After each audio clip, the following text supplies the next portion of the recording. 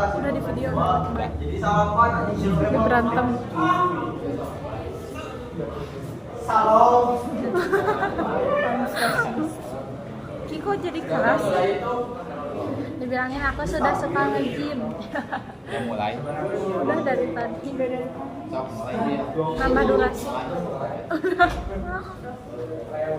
Assalamualaikum warahmatullahi wabarakatuh. Waalaikumsalam warahmatullahi wabarakatuh. Gandeng. Kami di sini akan mempresentasikan tugas kelompok kami, yaitu tentang radioaktif. Pertama-tama izinkan saya memperkenalkan diri. Nama saya Fadril. Nama saya Muhammad Nabil. Nama saya Chandra. Saya Najwa. Dan satu lagi sedang sakit. Najwa. Lagi radioaktif. Unsur radioaktif adalah unsur yang mempunyai nomor atom di atas 83. Radioaktif sendiri adalah zat yang memiliki inti atom tidak stabil. Adapun unsur yang termasuk zat radioaktif, yang pertama ada uranium, yang kedua ada uranium, yang ketiga ada plutonium, yang keempat ada barium, yang kelima ada polonium, yang keenam ada radium, yang ketujuh ada radon, yang kedelapan ada cesium, yang kesembilan ada yang ke-10 ada strontium. Cara menghafalnya: ular putih puas dari pohon rambutan, gading senang pulang terlambat, polisi rindu layangan radio dan ciuman di gas strontium. Ini U uranium, yang P plutonium, yang T nya thorium, yang P polium, R nya radium, ini R nya radon, yang S nya cesium,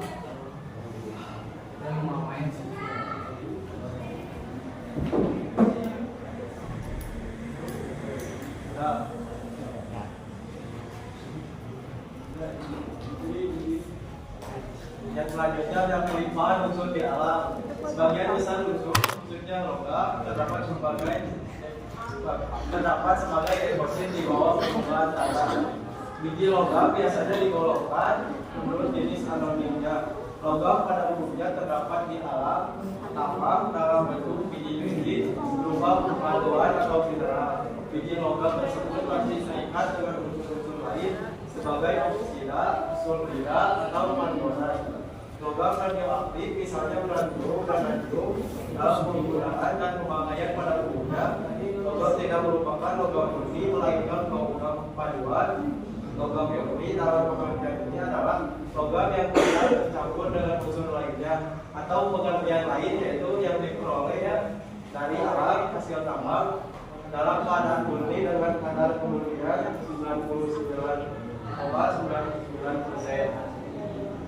Dengan memadukan dua logam atau lebih dapat diperoleh sifat-sifat yang lebih baik daripada logam aslinya. Memadukan dua logam yang lemah dapat diperoleh logam paduan yang kuat dan keras, misalnya tembaga dan timah. Keduanya adalah logam yang lunak bila dipadukan menjadi logam yang keras dan kuat dengan nama perunggu. Besi murni adalah bahan yang lunak, sedangkan zat arang bukan logam adalah bahan yang kaku.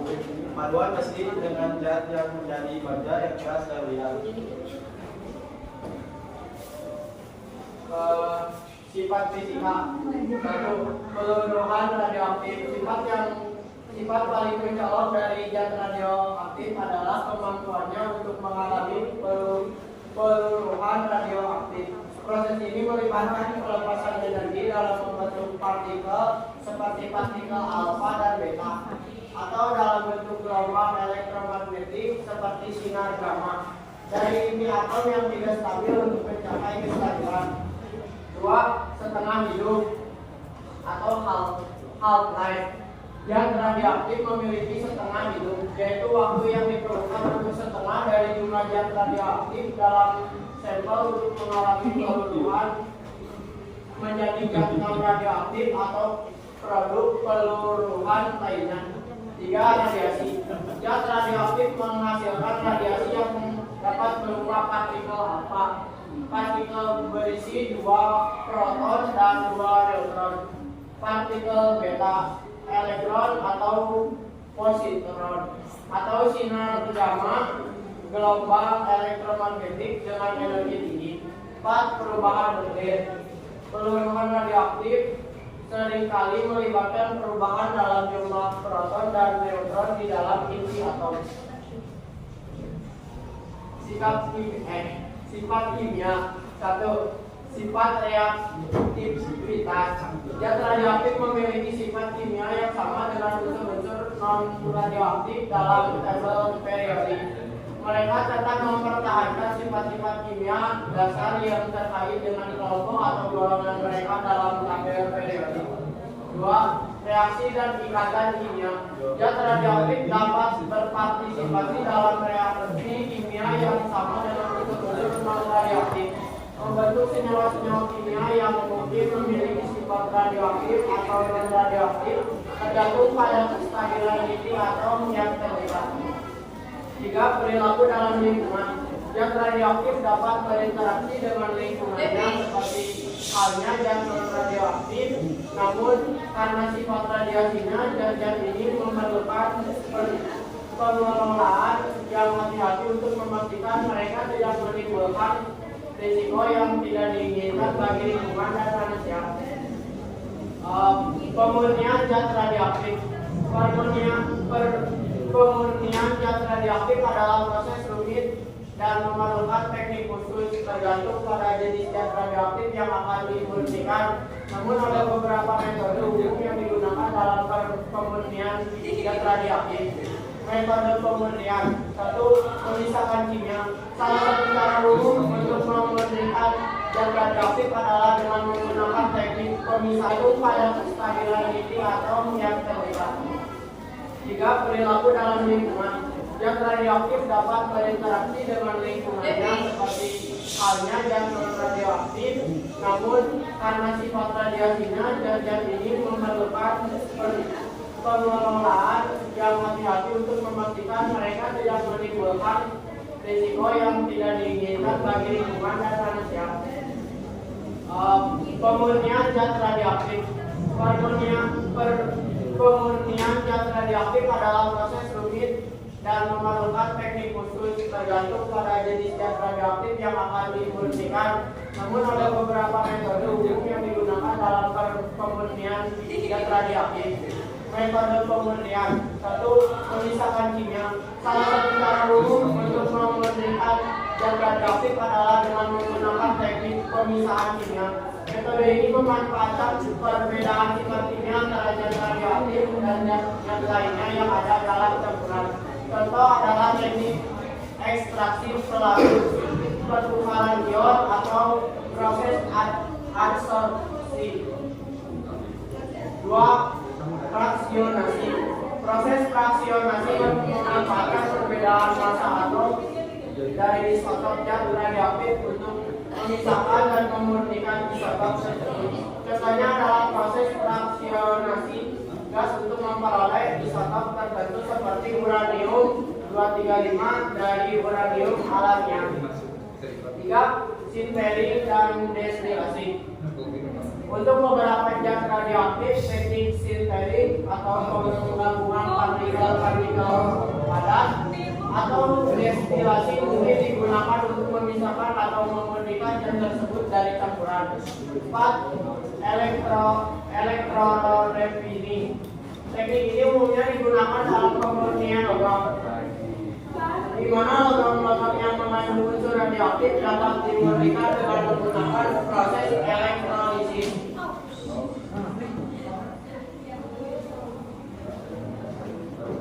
Selanjutnya proses pemurnian. 1. Pemisahan awal. Tahap awal dalam pemurnian melibatkan pemisahan zat radioaktif dari bahan baku atau campuran lainnya menggunakan teknik yang sesuai. 2. Pembersihan. Setelah pemisahan awal, zat radioaktif yang dipisahkan seringkali mengalami tahap pembersihan lebih lanjut untuk menghilangkan kontaminan atau zat-zat lain yang tidak diinginkan. 3. Pemurnian lebih lanjut. Zat radioaktif yang telah dibersihkan kemudian dapat menjalani proses pemurnian lebih lanjut untuk memisahkan dan mengkonsentrasikan zat tersebut ke titik yang diinginkan. Selanjutnya ada keselamatan dalam pemurnian. Proses pemurnian zat radioaktif melibatkan risiko yang tinggi dan memerlukan standar keselamatan yang ketat. Penggunaan peralatan dan teknologi yang tepat serta pengelolaan limbah radioaktif adalah bagian penting dari proses itu untuk memastikan keselamatan operator dan lingkungan sekitarnya.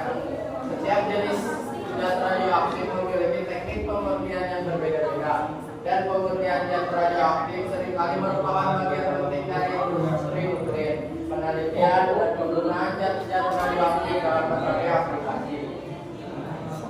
Selanjutnya ada penggunaan unsur. Unsur radioaktif memiliki berbagai kegunaan, termasuk dalam bidang medis, industri, dan penelitian lainnya. Contohnya, dalam pengobatan kanker, isotop radioaktif digunakan untuk terapi radiasi. Di industri, zat radioaktif dapat digunakan dalam pengukuran ketebalan material atau pengujian non-destruktif. Selain itu, isotop radioaktif juga digunakan dalam penelitian untuk mengelola biologi, molekul, dan mengikuti reaksi biologis atau kimia.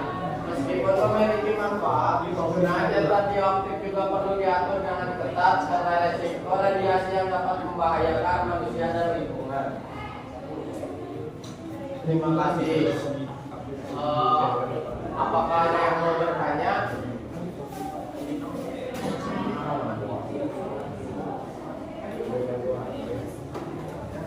Silakan aja. Ingin bertanya, bagaimana dampak radiasi radioaktif terhadap kesehatan manusia?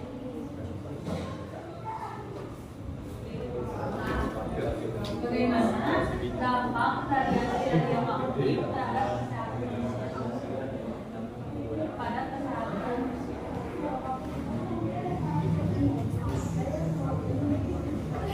Boleh ditampung dulu aja. Akhirnya jadi sekarang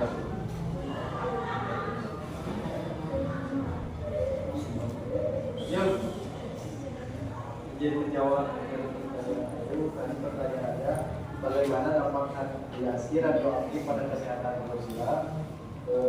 Paparan radiasi radioaktif dapat memiliki dampak negatif pada kesehatan manusia. Ini bisa mencakup resiko kanker, kerusakan sel-sel tubuh, dan gangguan kesehatan lainnya. Sifat resiko tergantung pada tingkat paparan dan jenis radiasi yang terlibat. Perlindungan dan pengawasan radiasi sangat penting untuk mengurangi resiko dampak kesehatan. Jawab. Oke, jadi ada yang mau bertanya lagi? Kalau tidak ada. Aisyah. Kenapa radiasi berdampak bagi kesehatan? Kenapa radiasi berdampak bagi kesehatan? Ya.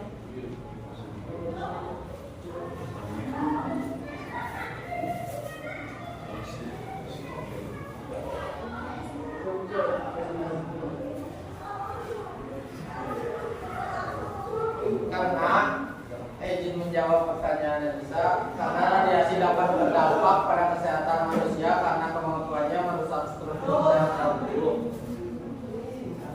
Radiasi ionisasi seperti yang berasal dari sumber radioaktif memiliki energi yang cukup tinggi untuk melepaskan elektron dari atom, membentuk ion, dan merusak struktur kimia dalam sel. Kerusakan genetik atau kerusakan pada sel-sel ini dapat menyebabkan perkembangan sel kanker atau gangguan fungsi normal sel. Cukup? Dan gangguan kesehatan lainnya. Sifat resiko tergantung pada tingkat paparan dan jenis radiasi yang terlibat. Perlindungan dan pengawasan radiasi sangat penting untuk mengurangi resiko dampak kesehatan. Jawab. Oke, jadi ada yang mau bertanya lagi? Kalau tidak ada. Aisyah. Kenapa radiasi berdampak bagi kesehatan? kenapa radiasi berdampak bagi kesehatan. Ya.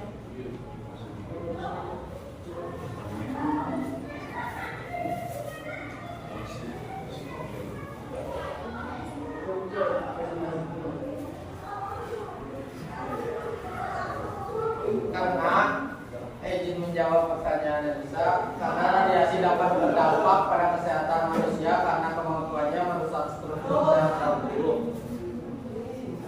Radiasi ionisasi seperti yang berasal dari sumber radioaktif memiliki energi yang cukup tinggi untuk melepaskan elektron dari atom, membentuk ion dan merusak struktur kimia dalam sel. Kerusakan genetik atau kerusakan pada sel-sel ini dapat menyebabkan perkembangan sel kanker atau gangguan fungsi normal sel. Cukup.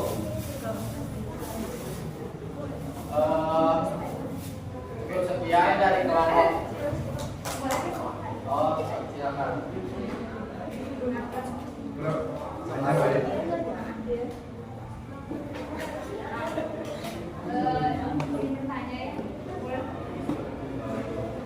Di situ ada penggunaan zat radioaktif juga perlu diatur dengan ketat karena risiko radiasi yang akan membahayakan lingkungan. Untuk cara mencegahnya biar tidak berdampak buruk bagi banyak lingkungan itu kayak gimana? Cara mencegah. Cara mencegahnya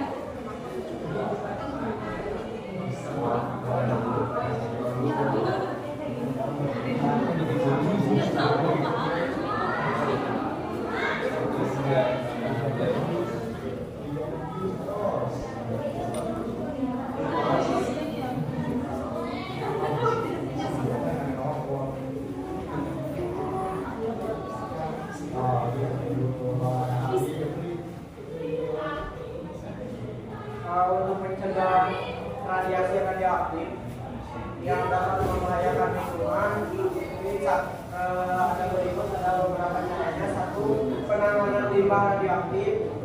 Sumber radiasi harus dikelola dengan hati-hati. Limbah radioaktif dapat diproses dan dibuang dengan benar sesuai dengan standar keamanan yang berlaku. Dua, perlindungan struktur penyimpanan. Bangunan penyimpanan bahan radioaktif harus dirancang untuk menahan kebocoran dan melindungi lingkungan sekitarnya. Tiga, pengawasan dan regulasi. Penerapan peraturan ketat dan sistem pengawasan untuk instalasi nuklir dan kegiatan terkait. Menetapkan batasan untuk paparan radiasi bagi pekerja dan masyarakat umum. Empat, pemantauan lingkungan. Melakukan pemantauan rutin terhadap lingkungan sekitar fasilitas nuklir untuk mendeteksi adanya peningkatan tingkat radiasi. 5, edukasi dan pelatihan. Memberikan pelatihan kepada pekerja atau masyarakat mengenai peraturan aman dan mengelola sumber radiasi. Cukup sekian dari kelompok kami. Maaf apabila ada kesalahan. Wassalamualaikum